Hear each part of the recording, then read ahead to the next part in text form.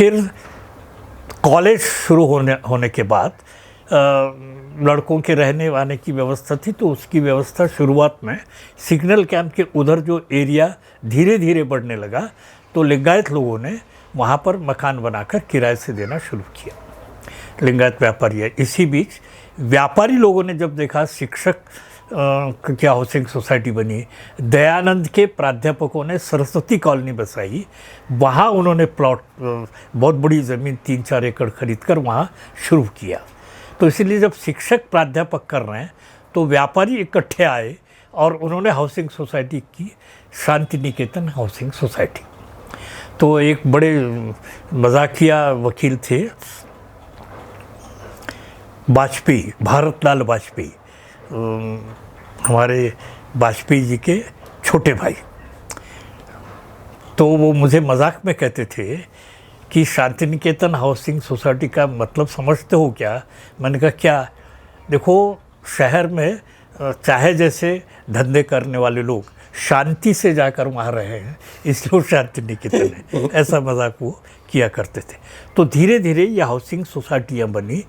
अब खुद का प्लॉट लेके लोग हाउसिंग सोसाइटी रहने के बजाय, बिल्डिंग बनाने के बजाय सोसाइटीज़ बनाने लगे। इसलिए अम्बा शिवाजी चौक के इधर उधर, पहले शिवाजी चौक नहीं था, वो बार्शी नाका था। ये बार्शी नाका आखिरी, वहाँ एक इंगड़े का नॉनवेज होटल था। पूरे लातूर शहर में 2 ही नॉनवेज के होटल थे, एक छोटू मियाँ का, एक इंगड़े का।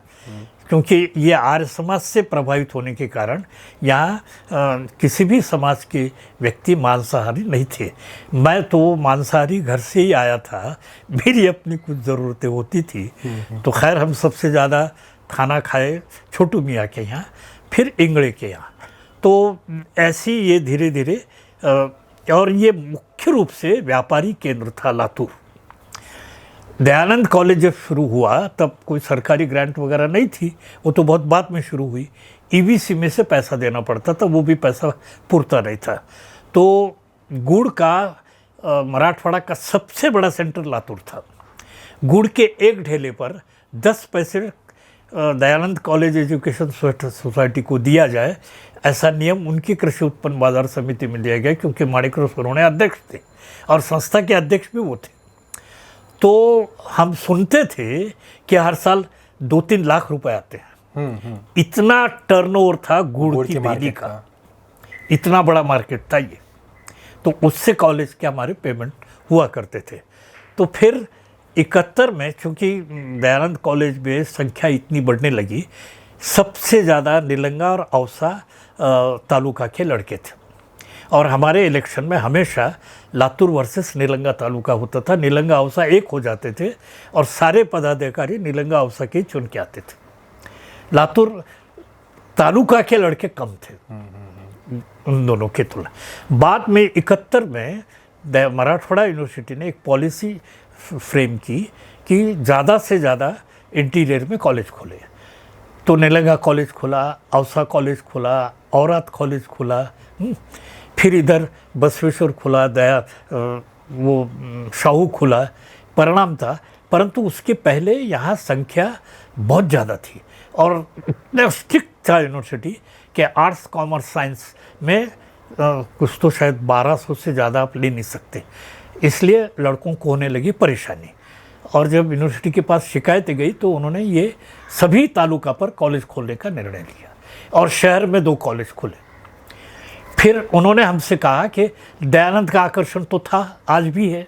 फिर उन्होंने कहा आर्ट्स अलग करो, कॉमर्स अलग करो, साइंस करो, फिर तुम्हारी संख्या बढ़ेगी। सबसे पहले साइंस कॉलेज अलग हुआ, फिर आर्ट्स कॉलेज अलग हुआ और संख्या 4500-5000 तक गई। इस बीच ये भी कॉलेज खुले, लड़कियां गांव की उधर जाने लगी, उधर बसी हुई लड़कियां उधर आने लगी। ऐसा फिर धीरे धीरे वाघमारे सर आए। शाहू कॉलेज की स्थापना से ही उन्होंने बड़ी जिद के साथ रिज़ल्ट और इंटीरियर गांव के लड़कों पर मेहनत लेकर एक अलग प्रकार का रूप तैयार किया, जिसका परिणाम दयानंद पर भी हुआ और दयानंद ने भी ये हुआ।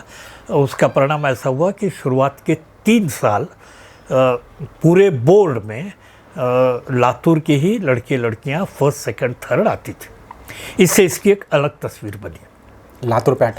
लातूर पैटर्न शब्द बाद में आया, परंतु पूरे महाराष्ट्र का आकर्षण हुआ और इसीलिए विलासराव शिक्षा मंत्री थे, उनके पास ऑफिसर्स एप्लीकेशन लेकर जाने लगे कि 2 साल के लिए लातूर का ट्रांसफ़र चाहिए, लातूर का ट्रांसफ़र चाहिए। इसकी एक अलग तस्वीर बनी। जो व्यापारी पेट था वो धीरे धीरे शिक्षा का केंद्र बनने लगा। ऐसा उसका इतिहास है। फिर इधर मैं चूँकि साहित्य और भाषा से संबंधित हूँ, इसलिए मैंने एक लंबा लेख आज से 30-35 साल पहले लिखा, लातूर का भाषिक रूप मराठी में। नांदेड़ रोड पर की भाषा कैसी है, उसमें सबसे ज़्यादा आपको देशज शब्द मिलेंगे, गानियाँ मिलेंगी, दखनी शब्द मिलेंगे। लातूर का जो पुराना शहर है उसमें अलबत्ता पूरी तरह से गांव के शब्दों की भरमार मिलेगी, जिसको हम व्याकरण में देशज शब्द कहते हैं। वहाँ पर भी काफ़ी वैविध्यता है। बालाजी मंदिर के आसपास मारवाड़ियों की बहुत बस्ती है,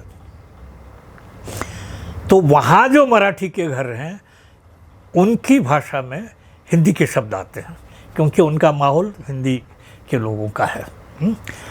अब जैसे ही आप टिळक नगर से शुरू करेंगे, यहाँ की मराठी में अंग्रेजी शब्द आना शुरू करेंगे। ये मध्य वर्ग और उच्च मध्य वर्ग के लोग यहाँ रहते हैं, इनकी भाषा का स्वरूप एकदम अलग है। तो इस प्रकार एक सांस्कृतिक रूप क्या हुआ इसका, जब तक ये तालुका था, ये संस्कृति का सबसे बड़ा केंद्र था। यहाँ पर एक टेलर थे, पंचाक्षरी अप्पा। शास्त्रीय संगीत का वो आदमी पागल था और भारत के कोने कोने में शास्त्रीय संगीत सुनने जाता था। शास्त्रीय संगीतकारों से उनके व्यक्तिगत परिचय थे। उसका परिणाम हुआ कि उन्होंने एक संस्था शुरू की। हर साल वो 3 शास्त्रीय संगीत की महफिलें देते थे। भारत के जितने भी बड़े संगीतकार हैं वो लातूर में आकर गए हैं 65 से 75 के बीच। हमने भीमसेन जोशी को सुना और प्रख्यात तबल जी, क्या नाम, मैं नाम भूल रहा हूँ, विश्व का प्रख्यात तबल जी, वो यहाँ 3-3 घंटे तबला बजा के, शहनाई वादक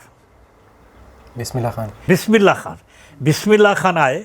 सारे प्रोग्राम लातूर के गुड़ मार्केट के हॉल में हुआ करते थे। गुड़ रखने के लिए एक बहुत बड़ा हॉल उन्होंने बांधा था, वो बाकी सीजन में खाली रहता, तो वहाँ कार्यक्रम होते थे। हाँ, बिस्मिल्लाह खान का कार्यक्रम एक थिएटर में हुआ। 3 ही तो थिएटर थे, रीगल और उसके पास एक और थिएटर में हुआ। तो थिएटर में जो कार्यक्रम हुआ उसका मजाक मैं सुनाता हूँ। पूरी रश थी, टिकट लेकर लोग आए थे और बिस्मिल्लाह खान जब आए तब उन्होंने शहनाई शुरू करने के पहले जो भी उन्होंने शुरू किया, लोग चिल्लाने लगे, गूंज उठी शहनाई, गूंज उठी शहनाई का सुनाओ, गूंज उठी शहनाई का सुनाओ। वो कह रहे थे मैं बाद में सुनाऊंगा, नहीं वही सुनाओ। मेरे बाजू जो क्लासिकल के जानकार थे उनका बेवकूफ़ लोग हैं, इनको ये समझ में नहीं आ रहा, खान साहब अगर गूंज उठी शहनाई की शहनाई बजाएंगे उसके बाद वो कुछ नहीं बजाएंगे, वो भैरवी है। इन लोगों को अकल नहीं है। दुनिया का कोई भी संगीतकार भारत का भैरवी के बाद कुछ नहीं गा जाता। और पूरा हॉल चिल्लाने लगा। संयोजक बार बार आकर बता रहे थे कि वो आखिर में सुनाएंगे, लोग सुनने तैयार नहीं थे। फिर मेरे बाजू में बैठे हुए प्रोफेसर ने कहा, हम बेवकूफ़ों से पाला पड़ा है, इतने पैसे देकर 3 घंटे सुनने आए, ये बेवकूफ़ सुनते नहीं। फिर उन्होंने गूंज उठी शहनाई की शहनाई सुनाई, एक आधा घंटा बंद किए निकल गए। ये एक अजीब अनुभव बताता हूँ। बाकी हमने यहाँ पर कुमार गंधर्व को सुना, भीमसेन जोशी को सुना, बसवराज राजगुरु को सुना, कईयों के नाम मुझे याद नहीं आ रहे, खान साहब सरोज वादक जो बहुत प्रसिद्ध है उनका सुना। इतना बेहतरीन सांस्कृतिक वातावरण था। पंचाक्षरी से प्रेरणा लेकर रसबहार एक संस्था खुली, वो हर साल अपना नाटक स्पर्धा में लेके जाते थे। 2 और नाटक बुलाते थे प्रोफेशनल, उनका एक वार्षिक शुल्क था और वो देकर और 2 संगीत के कार्यक्रम, ऐसे कुल 5 कार्यक्रम वो देते थे।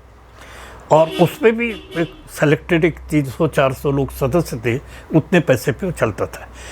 इन दोनों से प्रेरणा लेकर एक और संस्था खुली जो संगीत का कार्यक्रम देते थे। 70-72 तक इतना बेहतरीन वातावरण था यहाँ पर संगीत का, इतने नाटक यहाँ आते थे मराठी के। हम आचार्य अत्रे के नाटक यहाँ देखे हैं, प्रसिद्ध नाटक यहाँ पर देखे हैं। स्पर्धा के लिए जो नाटक रखते थे, क्योंकि दयानंद कॉलेज में भी गैदरिंग को 3 घंटे का नाटक हम देते थे, बहुत बड़ी पब्लिक आती थी देखने के लिए। उसमें से कुछ कलाकार तैयार हुए, उसमें से श्रीराम गोजमगुंडे तैयार हुआ, वो मेरा विद्यार्थी था। और आपको ये सुनकर ताजुब हुआ, मैंने मेकअप का काम सीखा लड़कों को रंगाने के लिए, मैं और मेरे एक प्राध्यापक। वो हमको, क्योंकि लातूर में कोई दूसरा मनोरंजन का साधन ही नहीं था और लड़कों को हमको तैयार करना था, तो उसमें श्रीराम गोजमगुंडे तैयार हुए। श्रीराम गोजमगुंडे का नाटक महाराष्ट्र में पहले आया, परिणाम था उसको सिनेमा में लिया गया। तो ये नाटक जो आते थे बाहर के, एक से एक बढ़कर, बाद में यहाँ पर अलग अलग किस्म के लोग आए, रहने के लिए आए। उसमें से कुछ अरोगेंट भी थे, कुछ एंटी सोशल एलिमेंट के लोग भी धीरे धीरे इस शहर में घुसने लगे। एक प्रोफेशनल नाटक में कुछ ऐसा तमाशा किया, मैं तो उसको देखने नहीं गया था। बाद में पुणे जाकर प्रोफेशनल नाटकों की संगठना ने निर्णय लिया कि लातूर में नाटक नहीं करेंगे। अब हालत क्या है नहीं मालूम, परंतु इसलिए 65 से साधारणतः ये समझिए कि 75-80 तक यहाँ जो गणेशोत्सव होते थे उसमें सिर्फ क्लासिकल कार्यक्रम होते थे। एक से एक बड़े कलाकार आते थे, लोग सुनते थे, या तो व्याख्यान होते थे। हमने शिवाजीराव भोसले को यहाँ के गणेशोत्सव में ही सुना। इतने स्तरीय कार्यक्रम देते थे, कुरुनकर आते थे। सब मिट गया क्योंकि अलग अलग सोशल एलिमेंट आते गए। और दूसरी बात ये हुई कि जो सांस्कृतिक कार्यक्रम के लिए बहुत सक्रिय लोग थे वो या तो रिटायर हो गए, उसमें राजस्थान हाई स्कूल के शिक्षक थे वो रिटायर हो गए, या वो लातूर से शिफ्ट हो गए, पुणे या बाहर से लोग आए हुए थे। इस एक खाई पैदा हो गई सांस्कृतिक जीवन में। आज भी बहुत बड़ा रसिक वर्ग यहाँ है, कोई लीडर नहीं है। पंचाक्षरी अप्पा गुजर गए, क्लासिकल संगीत की परंपरा भी लातूर से चली गई, नाटक की परंपरा यहाँ से ख़त्म हो गई। बाद में सामाजिक जो ये थे, लातूर सामाजिक आंदोलनों का सबसे बड़ा केंद्र था। युक्रांत की शाखा यहाँ विवेकानंद में काम करने वाले दिलीप अरड़ीकर ने और उनके कुछ मित्रों ने, पॉलिटेक्निक के कुछ प्राध्यापकों ने मिलकर शुरू की। मैं उसका सक्रिय व्यक्ति था। और युक्रांत का सबसे बड़ा केंद्र मराठवाड़ा में ये लातूर था। उदगीर और लातूर, उदगीर में तो और भी ज़्यादा कार्यकर्ता थे और कुमार यहाँ अक्सर आते थे। बाद में कुमार में और मेरे मतभेद हुए बाबा अड़ाव को लेकर। वो सारे लिखित डॉक्यूमेंट मेरे पास है फाइल में। तो मैंने पहली बार, एक ही मराठवाड़ा दैनिक था जो पूरे मराठवाड़ा में बिकता था, अनंत भालेराव का, उस पर मैंने डॉक्टर कुमार सप्तर्षिवर क्ष किरण नाम का एक लेख लिखा, भयंकर आक्रामक होकर, क्योंकि उन्होंने बाबा आमटे के बारे में बहुत गलत कुछ कहा था और वो मेरे श्रद्धा स्थान थे। परिणाम ऐसा हुआ कि युक्रान के लोग बहुत परेशान हो गए। इससे संबंधित इंक्वायरी करने के लिए युक्रान के कुछ लोग लातूर आए, मेरे घर आए, बातचीत हुई। क्योंकि कुमार ने मेरे लेख का तुरंत उत्तर दिया कि ये तो कांग्रेस के एजेंट हैं। मैंने तुरंत उसका उत्तर दिया कि ये सब गलत कैसे। फिर इस बीच नामांतर आंदोलन शुरू हुआ। तो कुमार ने ये लिखा कि अगर हिम्मत है तो मैं नामांतर आंदोलन की, नामांतर के समर्थन में सभा ले रहा हूँ। वहाँ वो आए, वो जब आए तो मैंने मिलकर कहा कि आज की सभा का अध्यक्ष मैं रहूँगा। आप समझ क्या रहे? वो परेशान हो गए, उनको लगा मैं नामांतर विरोधी हूँ, क्योंकि यहाँ की कांग्रेस नामांतर विरोधी थी। तो सुभाष चौक पर वो सभा हुई और उस वक्त मैं जब बोला तब कुमार को लगा कि मेरी गलतफहमियाँ कर दी गई हैं। उसके बाद फिर मैंने नामांतर के समर्थन में सभाएं ली और यूक्रांत के प्रत्येक कार्यक्रम को यहाँ पूरे जोश शोश के साथ हम सड़क पर आते थे, हो हल्ला मचाते थे, घोषणाएं देते थे। मैं एकेडमिक से नहीं था, मैं पूरी तरह से सामाजिक कार्य में अपने को दे चुका था अलग अलग जगह पर। हैदराबाद मुक्ति के प्रति मेरे मन में बचपन से जिज्ञासा थी। वो जिज्ञासा का एक कारण ये था कि जब हैदराबाद में रज़ाकारों का उपद्रव शुरू हुआ तो पिताजी ने हमारे ननिहाल में बीजापुर में हम सबको शिफ्ट किया। और मेरा जन्म 42 का और जब 48 में सब ठीक हुआ तो पिताजी मुझे लेने आए, हमारे परिवार को लेने आए। हम रेल खचाखच भरी हुई थी, होटगी में हमको रेल बदलनी पड़ती थी। जब हम निकले तब अचानक रेल रुक गई। हमारे डिब्बे में से कई लोग उतरे पत्थर लेकर और कुछ लोग भाग रहे थे, उसको पत्थरों से मारने लगे। मैं 6 साल का था। मैंने पिताजी को क्या पूछा, ये क्या है? बोले देखो वो भागने वाले मुसलमान हैं, ये जाके उसको मार रहे हैं। तो मैं पिताजी से चिपक कर बोला क्या हम मुसलमान हैं, हमको भी मारेंगे क्या? बोले देखो बेवकूफ़ लोग हैं, वो इंसान हैं, हम भी इंसान हैं, ये क्यों ये चल रहा है? अगर मैं इनके खिलाफ़ बोलूँ तो मुझे ही वो मारेंगे, इसलिए मैं खामोश रहता हूँ। तो वो घटना मेरे मन के भीतर इतनी गहराई में गई और पिताजी की एक बात कि भी हम सब इंसान हैं, ये क्या चल रहा है। मेरे पिताजी ने मुझ पर जो संस्कार डाले उसमें से एक और अनुभव मैं बताता हूँ, व्यक्तिगत है। हम जिस जगह पे रहते थे वो मज़दूरों कामगारों का था, बहुत ही भयानक बस्ती थी। नाई, चमार, रोज दर्जी, रोज कमाकर खाने वाले ऐसे लोग रहते थे। रात में भयंकर झगड़े होते थे। 8 थे, 4 जिसे कहते हैं, 2 कमरे के। 2 कमरे में हम 9 लोग रहते थे, 2 कमरे में। और ये मैट्रिक तक, उसके बाद भी यही स्थिति थी। चौथी से मैं मेरिट में रहता था और मुझे बरसरी, निज़ाम राज्य की बरसरी मिलती थी, क्योंकि निज़ाम भले ही गया हो परंतु जो प्रशासन था वो 1956 तक वही था। और सारा पाठ्यक्रम, चाहे वो अंबाजोगाई में पढ़ता हो, हिंगोली में पढ़ता हो, गुलबर्गा में पढ़ता हो, सन 56-60 तक हमारा सिलेबस एक था। बाद में मैं यहाँ लेक्चरर बना तो मेरे कुछ मित्र हिंगोली के थे, उनका और मेरा सिलेबस एक ही था। तो जिस पे हम रहते थे, हमारे मकान के सामने एक ही चाल थी, 10 कदम पर सामने मकान, इधर एक मकान, इधर एक मकान। सामने एक औरत रहती थी, वो अकेली रहती थी। मैं वहाँ जाके पढ़ते बैठता था, क्योंकि घर में तो पॉसिबल नहीं था। तो माँ ने एक बार कहा कि इसको ज़रा समझाइए, धमकाइए, ये उस रांड के यहाँ जाके बैठता है। मुझे उस वक्त तो समझ में नहीं आया, तो वो किसी की रखेल थी। पिताजी ने जो जवाब दिया वो आज भी मेरे भीतर है। उन्होंने कहा कि वो रांड हो, रखेल हो, इंसान ही है ना, तुझे क्यों तकलीफ़ हो रही है? मेरे बेटे को तकलीफ़ देती है क्या? तो मेरा नज़रिया ही बदल गया ना, चाहे वो वेश्या हो, कुछ हो, मैं इंसान के रूप में देखता रहा। क्योंकि मेरे पिताजी ने रेल में जो कहा और का एक सेंटेंस वो मेरे बहुत भीतर तक गया है आज भी।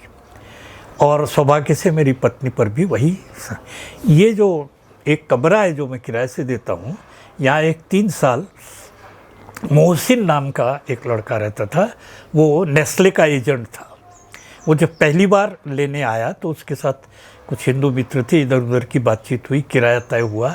मेरी पत्नी सब देखती है, तो उसने कहा कि ये सब ठीक है, परंतु आपको मालूम है क्या कि ये मुसलमान है?